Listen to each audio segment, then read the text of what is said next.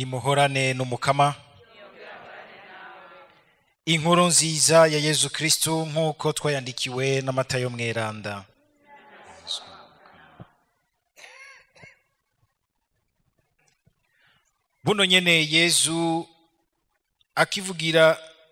Buno Yezu akivugisha ishengero, nyina na bene wabo ngabo kw'irembo bashaka ijambo. Hacamwo umubarira ati, nguyu nyoko na bene wanyu kw'irembo kandi bashaka ijambo. Yishura wa muntu amubwiye ivyo ati, mawe na bene wacu ni bande? Yerekeje ukuboko kubigishwa biwe avuga ati, nguyu mawe kandi ngaba bene wacu. Kuko uwukora ugushaka kwa Data wo mw'ijuru, urya niwe mwene wacu, niwe mushikanje kandi niwe mawe. Dushimagize iyi nkuru nziza ya Kristo.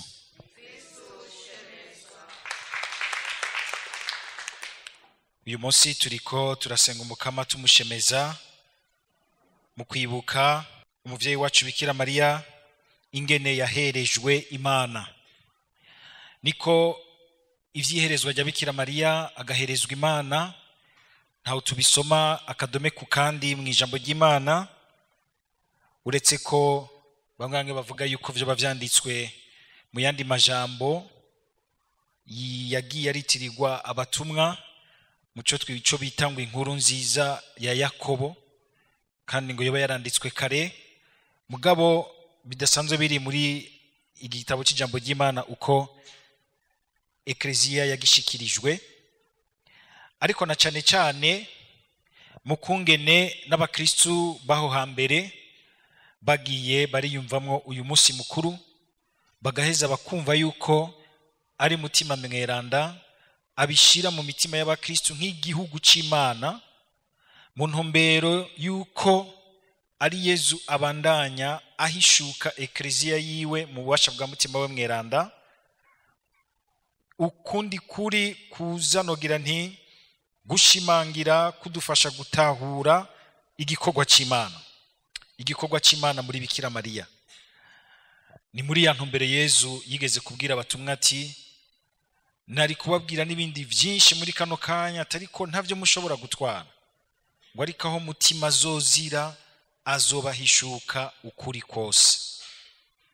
Hari ukuri rero Ekleziya yagiye iratahura buke buke bivanye n'ukungene mutima akorera mu bemera, kandi ugasanga nk'abari kure hari iburasirazuba n'abandi bari kure iburengerazuba bariko bavyumva kumwe, ata WhatsApp ihari, ata Facebook ihari ngo babihanahane. Akaba ari mutima abizana mu gusenga kw'abakristu mu muryango w'abakristu. Hakagera igihe rero abarongozi b'Ekleziya bumvamwo igikorwa ca mutima ababwiye ati, uriya yahebewe Imana hakiri kare. Mugabo kandi mu vyakahise baravuga yuko abavyeyi biwe Yohakimu na Ana byo byari byaragoranye yuko baronka umwana, baheza basaba Bikira Mariya, basaba Imana ngo ibahe umwana, kandi bemerera Imana yuko bazoca bamuhebera Imana. Iyo ni inyifato tubona yariho mu bantu b'Imana, ingene rimwe basenga basaba ikintu Imana kugira ngo ibateturure, ibamara amaganya, ariko bagahindukira bagaca bacegurira Imana. Murazi nka Samueli n'abandi bahanuzi n'abandi bantu bakomeye b'Imana bagiye baraza muri ubwo buryo.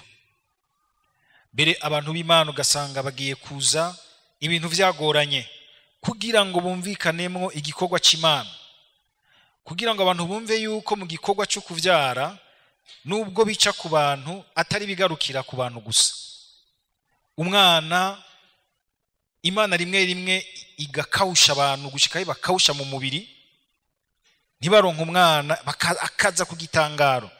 Uburyo bwo kutubwira iti burya naho mubona umenga nivyo mugira mwe bw'abantu agacaza, ni ingingo y'Imana irema umwana, kuko aho Imana itabishatse ntibiba. kandi rimwe rimwe bakagenda kwa muganga mwese bakabwira ati murakomeye ariko ntihagire ikiba. Kandi tuze turitondera abana baje benuko, abo bana baje byarananiranye, hari igihe usanga bari ku mugambi w'Imana ukomeye cyane. Sinzi ko murabibona, mu ijambo ry'Imana turabibona cyane. Aha rero hakabamwo Imana ingene ibigomba kubwira abantu. Ni inkuru nziza ikomeye cyane ku bantu uyu munsi, yuko umuntu utamenga ni ikintu umuntu atekinika muri laboratoire. Murazi yuko uyu munsi abantu bashaka gutekinika umuntu, ukabona umenga n'abantu bagomba kuvyimarira bakibagira yuko hari n'igikorwa gikomeye cy'Imana. Sinzi kumbure uyu munsi abantu baragira bati avec l'intelligence artificielle bazoshobora kurema umuntu bamuterekaho. Emwe nibamuha umutima w'umuntu ashobora kuyaga n'Imana, je Imana iraduca impamagara uyu munsi yangizo birangiye. Misi yangizo birangiye, kuko naho borara baragira gute biragoye kurema umushaha w'umuntu, kuko umushaha w'umuntu si kibiribiri, si nyama. Ari naho hari icyubahiro gikomeye cy'Imana tugaragaza mu kubaha ingene umwana atangura mu mbanyi y'abavyeyi biwe, ingene akura, ingene akurikiranwa gushika vuke, mbere gushika regwe, kuko aho hantu hose umwana w'Imana yarahaciye kugira tubwira ati ntimuze mugombe kuvyikebera mu bigire nk'ivy'abantu gusa, harimwo igikorwa cy'Imana, harimwo umugambi w'Imana. Aha rero n'ikibazo, Imana irafise ingene yabiringanije, kuko irazi ingene ishaka umuntu. Abantu bidushikira ugasanga hari igihe dusamaye tukagenda turavyara abana ku nzira aho duciye mu mamisiyo twahawe, tukavyara abana ku madiri, abantu bivyaza abana ku bandi batanabizi bakaba bahomekerako. Hari abantu benshi bubakanye barahaswe kubera haje umwana. Ivyo byose ugasanga ni ibintu biza bigakora ku buzima bw'abantu, bikabukomeretsa gose, ugasanga ubuzima buriko burazana abantu badasa nk'abuzuye neza uko Imana iba yarabashatse. Ni hamwe nyene Imana ari umushobora vyose, muri Yezu Kristu iheza ikabogora vyose, ikanywana na vyose, ikavyigarurira. Ahandi ho abantu ntituzi iyo twohereza. Iri herezwa rero rya Bikira Mariya, batubwira yuko nkuko nariko ndabivuga mu mwanya uheze, Yohakimu na Ana vyo bavyaragoranye, bakamuronka bagaca bagira bati ko Imana iduteturuye, kumwe nyene na Izahaka herezwa Imana, kumwe n'abandi bose babonetse ku gitangaro baherezwa Imana. Bagaca bagira bati uyu mwana si umwana asanzwe n'uw'Imana, bakamuhereza Imana. Ariko iryo herezwa rya Bikira Mariya niko bavyeyi baramuhereje, turivemo kandi ijyaho wenyene yihereza Imana, akihereza Imana. Waraherejwe Imana kumbure nawe we mwibatisimo utaraca kenge gose, ariko harazi igihe hamwe tuvuga ngo isakramentu ryo gukomezwa muri mutima mweranda tugita confirmation. Ukaba confirme no kuvuga ugakomezwa, ariko nawe ugakonfirma icyo abavyeyi bakuronkeye, ugasubiramwe indagano zibatisimo. Ariko ugiye kuraba kandi uguherezwa Imana si bigarukira gusa kuri rya myanya tubihimbaza mwibatisimo canke mu masakramentu, no kwihereza Imana buri mwanya, buri gihe, kuko hama hariho ibindi bintu bigomba kutwihereza. Ukanwa icupa rikagomba kukwihereza ngo riguhereremo, ugasanga uriko urakunda ibindi bintu ugomba kwishushanya navyo, kandi ufise ishusho ibirengeye. Uyu munsi n'umunsi mukuru wo kwibuka yuko umuntu wese kuva agitangura ariko ingingo ikomeye yuko ari ishusho y'Imana, atabindi bintu yoherezwa atari uyo nyene yaremwe ko kwishusho Imana mushobora vyose. na hamwe twihereza Bikira Mariya wenyene twishikana kuri Bikira Mariya.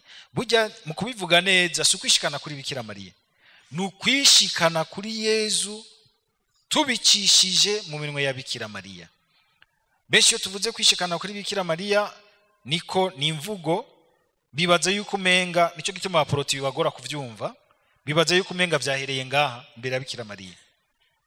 Oya, twishikana kuri Yezu duciye kuri Bikira Mariya. Kurya na Yezu mu gushika iwacu iwawe yabanje guca kuri Bikira Mariya akabona gushika iwawe, tugafata iyo nzira natwe nkuko Rudoviko Mariya w'Imomfora bivuga, kugira ngo adushikane ku Mana. Ni byiza yuko muze murabisigurira abavukanyi bacu baporoti kugira ngo baze barabitahura.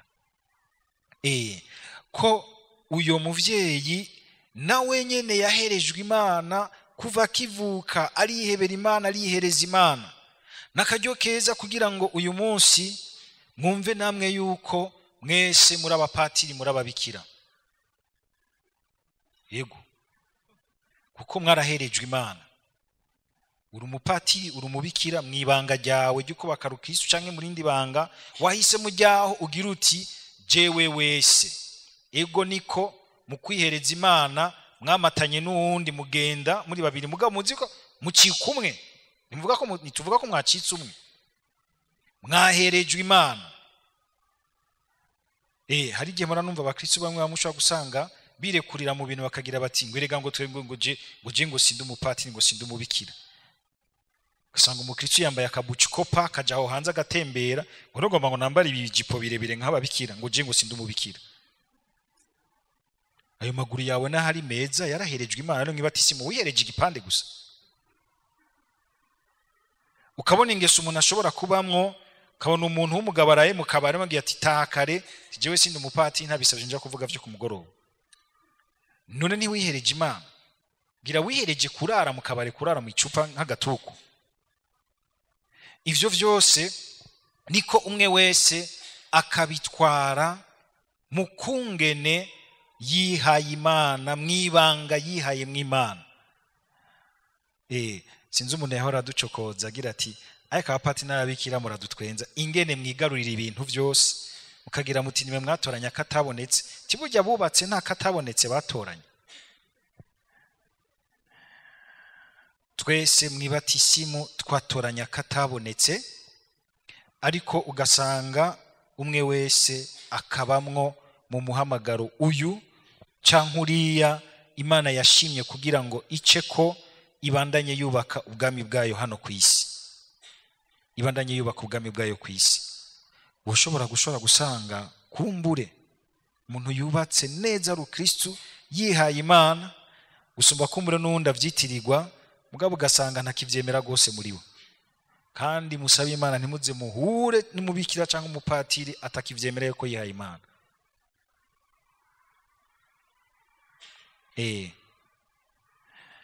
Kuko iyo tumaze kwiha Imana tukihenda tukiyugururira ibindi bintu, Shetani iragutandagura ikwihora, kuko igira iti uyu muntu nguma ndamubonamwo ikashe y'Imana. Iguma igomba kukurya umutima. Nico gituma tuzirikane natwe rero dusaba no muvyeyi wacu Bikira Mariya bidufashemwo, kugira ngo mu mabanga yose twatoranye twumve ko ari uburyo bwo kwiha Imana, kubandanya twihereza Imana. Dusabe niyo ngabirano yuko turiko turihereza Imana, ntihagire ikintu na kimwe bomenga turihebeye dusubirije Imana muri twebwe. Kiratwuzuye, kiradutwaye, kiraduheranye, kiratwibagije Imana n'ingingo y'Imana, kiratwibagije ugukorera Imana n'ukwegurira ivyacu vyose Imana. Urugendo rw'ubuzima Imana kidutije, imisi yacu y'ukubaho ize isozerwe no kumva yuko dusangiye igisabisho na Yezu Kristo ku musaraba agira ati mu minwe yawe Mukama niho nashize ivyanje vyose, nta na kimwe naguhishije. Na vya bindi vyose kumbure utubahuka kuzingurura mu bantu, mugaba imbere y'Imana, Imana ikabizi iti turabizinanyemwo, yarabinshikanyemwo kandi naravyugururiye inzira nshasha. Bikira Mariya ivyo yarabigiriwe ku buryo budasanzwe kuko yategerezwa kubitabire nakuro y'Imana, ariko si nko kumenga vyugaraniye kuri we. Ivyo yaronse akabirangurirwa ku buryo budasanzwe, Imana igashima kubiturangurira natwe mu buryo busanzwe bw'ubuzima bwacu bwa misi yose.